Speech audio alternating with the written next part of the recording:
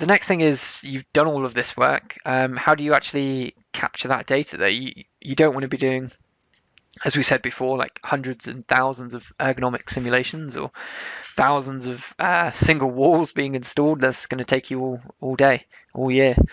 So what we can do is just catalog our findings. So if it's resources like cranes or trucks or equipment, we find that once, we set it up once, we put it in a catalog so we can use that on the next project or reuse it in the future. It's no longer this great resource which we know that one person in the company has, but we can't quite remember their name, and it's in a USB stick and in their top drawer.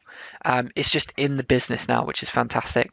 And the same goes for processes as well. So when we talk about these repeated products and processes, it could be something like a bathroom pod or a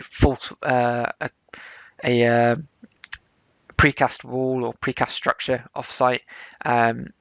But again, it might be actually something where it's a standard process, but maybe the 3D isn't the same. But we know the process is always going to be the same for installing that column, but it's going to be a different X, Y, and Z.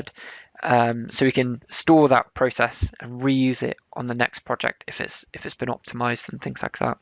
And the big thing to note on here is we're essentially trying to take knowledge out of the head of expert individuals who potentially could leave the business or retire or God knows what else, and we're trying to bring that knowledge into the business rather than just in their heads. So if they leave, it doesn't matter. That process is there for whoever the next person is to find it quickly and access it.